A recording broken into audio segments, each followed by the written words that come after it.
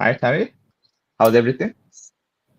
Hey Sid, I'm doing great, thanks. How are you doing? I'm chilling in this, Durban and overcast weather. It's a bit unusual. Oh, come and join me here. We've got very poor weather here because we had a dust storm Oh, or sandstorm rather, and everything looks yellow and dusty.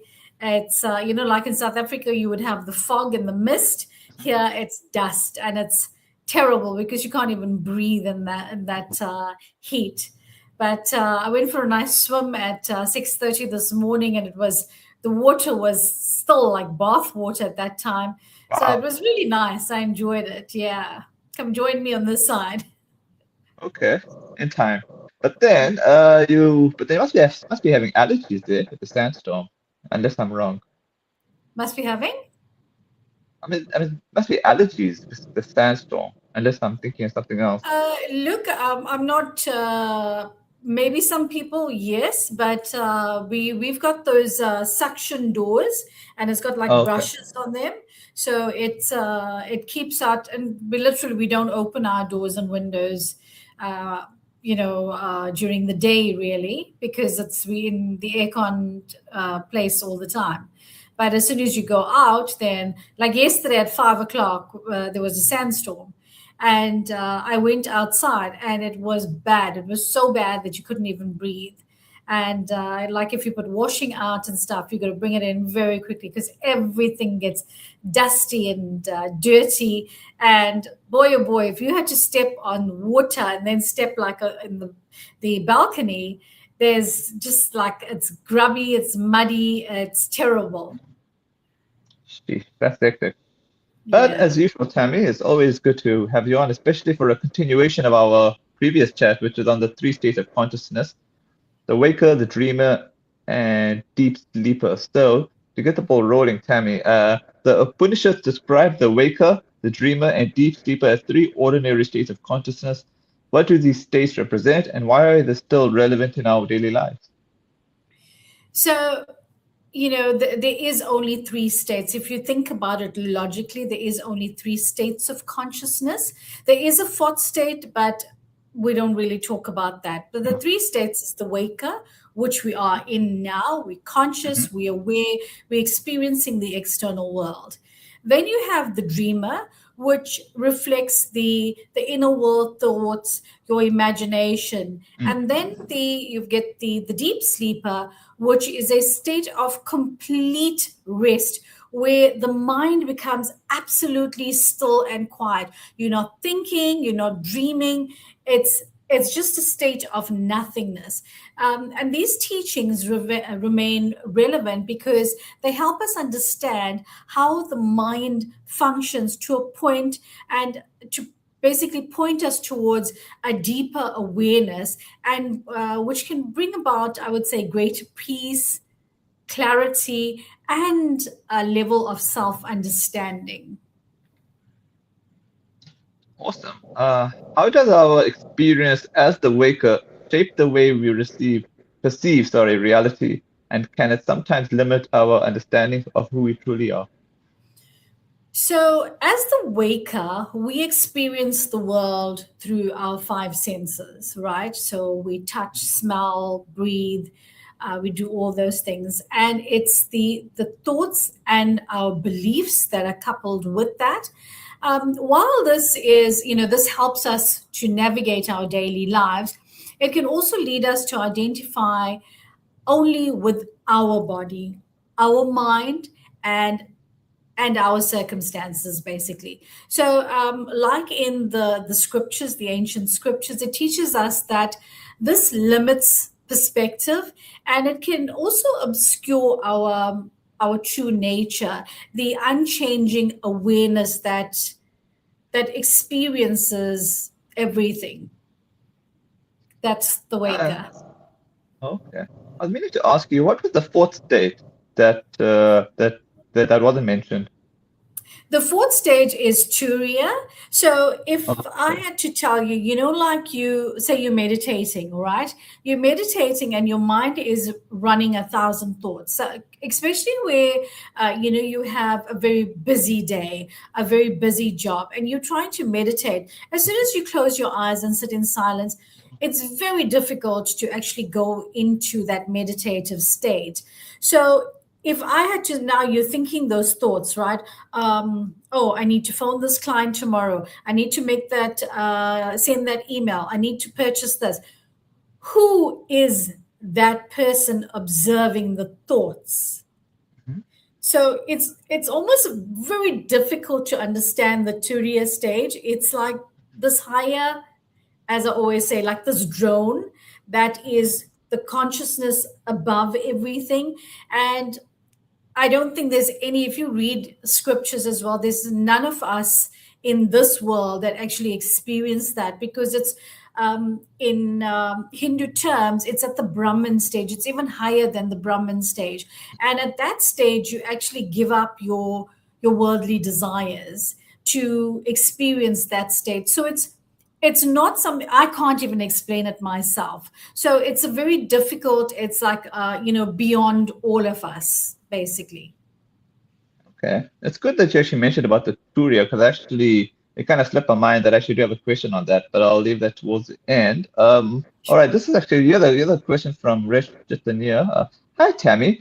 Nowadays we define it as the doer, talker, and the visionary, but it's no necessarily applied all the time. One has to identify their ability to apply these things. So what's your thoughts That on this comment? Yeah, sorry. Thanks, Suresh, for the comment. Yes, that is so true. So, it, as you say, it is the doer, the talker, and the visionary is more like that drone effect that I said. It's the observer. So we become aware of these things. So what this teaches us, or this teachings teach us, is that yes, there's a higher being, and every situation that we are faced with, be it a car accident, be it the death of somebody, be it some sort of adversity that we go through, is trying to stay in that neutral zone all the time. And as you say, the visionary is looking, how does this affect me? Should this affect me? And sometimes the one thing that they teach as well in the ancient scriptures is to be in a constant state of happiness. And trust me, it is not easy to do. It is something that you can do, but it comes with practice and practice and practice and practice. And you've got to be conscious, and you've got to be the observer all the time throughout your day. It is not easy. If I had to take an A4 page and I had to put a dot on it, one tiny dot, I would say that's how much I know about this, because there's just so much to learn. You look at all these great philosophers like Eckhart Tolle, and the Dave Gopal Das, Gaur Gopal Das, the Satgurus of the world, all these people, they at a higher level. And like often, if you listen to their talks on YouTube and things, they will often say, how does this affect you? Will this matter in 5 years? Will this matter in 3 years? So it's trying to keep you in that neutral state all the time, which is not easy. If I give you an example, this weekend, I was driving to an appointment, and there was a taxi driver. So we exit on the right hand side, on the off ramp, and there was this taxi driver that persisted on coming close to me and overtaking me. He refused to stop. Had I not stopped, he would have sliced the whole side of my car, and he literally passed 2 centimeters. And I thought, I could have gotten really, pulled out the crayon box and swore him in every color. But I said, okay, thank you for my awareness. Thank you and he was in my blind spot, so I couldn't really see him. And luckily, I'm in a higher vehicle, so I noticed him just in the corner of my eye, and I stopped. I stopped and he scraped through. Later that afternoon, I was driving my husband's car. Later that afternoon, my husband said, "Oh, did you go to this area?" And I said, "Yes, how did you know?" I didn't pay the parking because here you've got to pay the parking. And as soon as you don't pay the parking, you get a fine almost immediately. It comes through on your cell phone. And I said, "Thank you." And he thought, "Are you weird? What is going on with you? You're saying thank you." And I thought to myself, if I had not stopped earlier in the day, that taxi driver would have swiped the side of the car. It would have cost us a good couple of thousands of dollars, on the repairs. But here, to sort of balance this out, I received the fine of much less. And I Hmm. thought, thank you. It's like almost like a balance. And this is why I say you become more aware, you become more conscious of the happenings around you. And what I'm trying very, very hard to do is be in a state of happiness all the time. Try and practice it. It is not easy, but Of course. it gives you it puts you at this higher state of observance and consciousness, and it's such a beautiful state to be at. Yeah, I agree. I think you were trying to find the silver lining because imagine if you had let your ego come in the way, as you said, thousands of dollars, but because you were being pragmatic, you saved a truckload of money. Correct. Absolutely. Awesome. What can the dream state teach us about our subconscious mind, emotions, and unresolved experiences? So the dreamer reveals the activity of the subconscious mind, where memories, emotions, desires, and unresolved experiences are processed.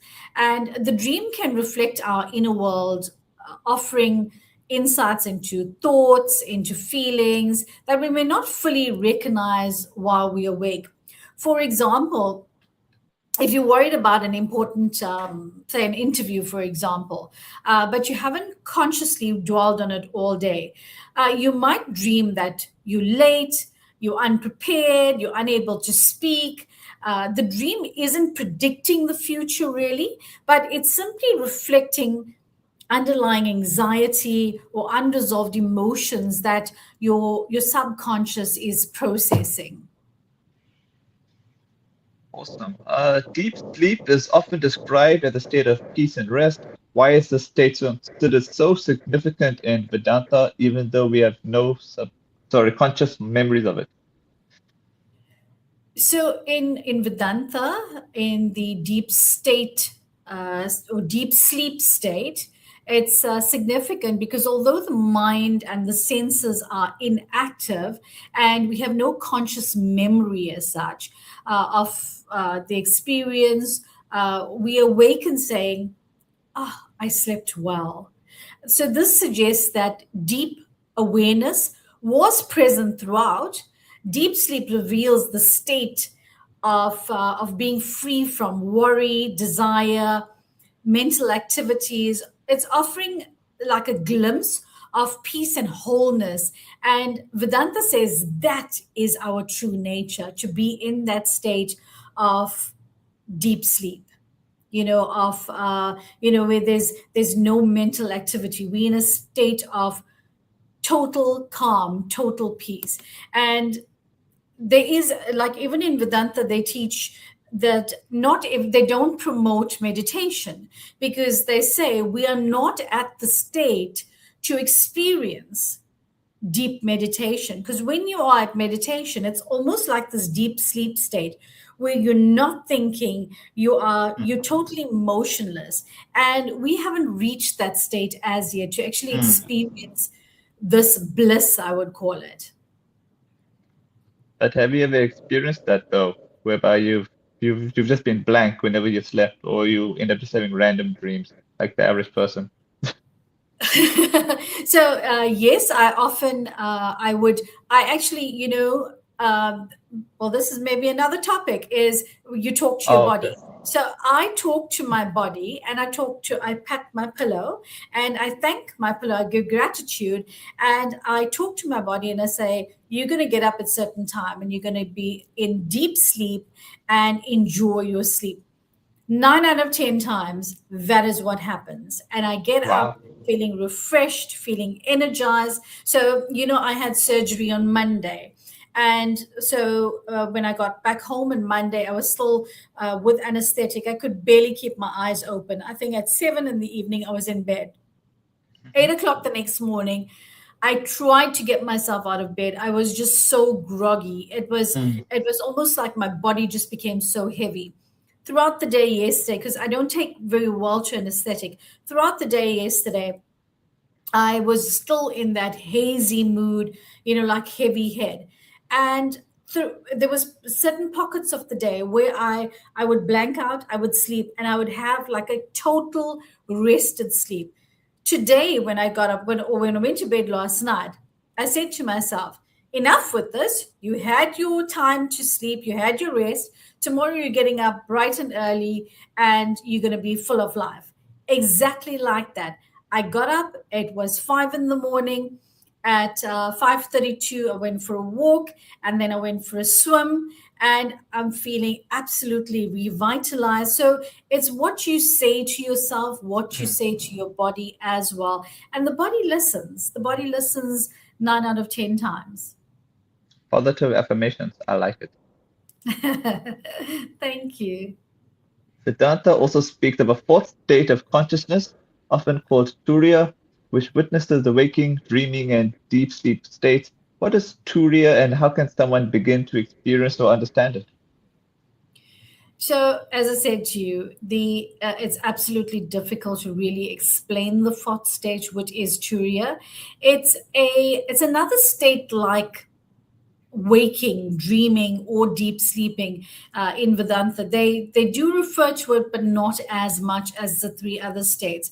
It is an ever-present state in all three of those categories that is Okay. witnessing, that is the awareness, as I mentioned, that remains unchanged throughout the three states. So it's present in the waker, the dreamer, and the deep sleeper.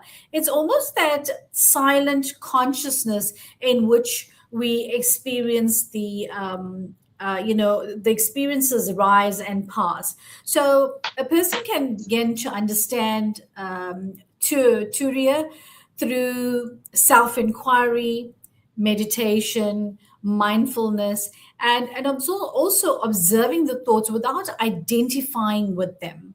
Like by asking questions.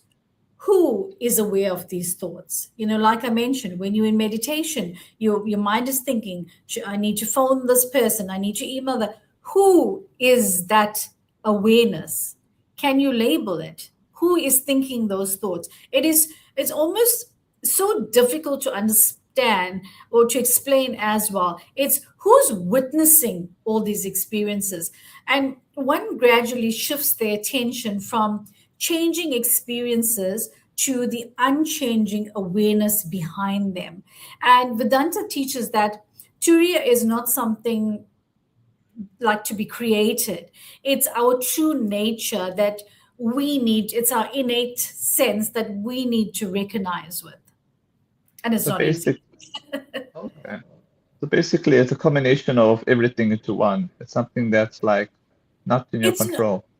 I would not say it's a combination. It's like this almost like this higher force or this higher observance, like an eagle eye almost, watching us Wow. throughout these things. So it's, as I said, it is very difficult, and I need to do more research on it and to delve deeper. But for me, it's at a stage where I'll never reach that in this lifetime. I'll never Okay. reach that Oh. there's nobody that actually reaches it. So to me, it's nice to know that it exists and Hmm. it's there. So I would rather delve more onto the waker, the dreamer, and the deep Hmm. sleeper. I guess it's more like probably the saints that probably are going to be able to reach Surya, if I'm correct. Yes, it's almost like like when you in Hinduism we say we attain moksha, we attain Mm, liberation. mm, So even at a Brahmin stage, which is like the highest state, right? mm, Even at the Brahmin state, you there's nobody that can reach that level, because even in a Brahmin state, so when is it that we exhaust all this? Is when we exhaust all our desires. So even in a okay. Brahmin state, it's, oh, I need to do this prayer, I need to serve this deity or this god for this prayer. That is still a desire. So even at a Brahmin state, although we are so high up there at the Brahmin level, we still, unless we renounce all our desires, then only can we Mm, reach that liberated state. And none of us in this on this earthly plane is near that. true. Lastly, how can understanding these different states of consciousness help us live with greater awareness and a peace and a deeper understanding of our true nature? So understanding the waker, the dreamer, the deep sleeper, and Turiya helps us realize that we are more than our thoughts, our emotions, and our life circumstances or our experiences. So as we begin to recognize the unchanging awareness behind every experience, we become less reactive. We become more present, and more, I would say, more at peace. I said you got to be at that state where you want to be happy all the time. This is the deeper understanding that allows us to navigate life's challenges.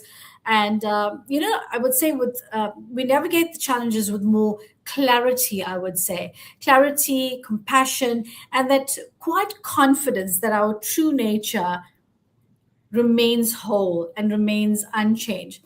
So if you identify with only the waker, right? This is our state that we're currently in.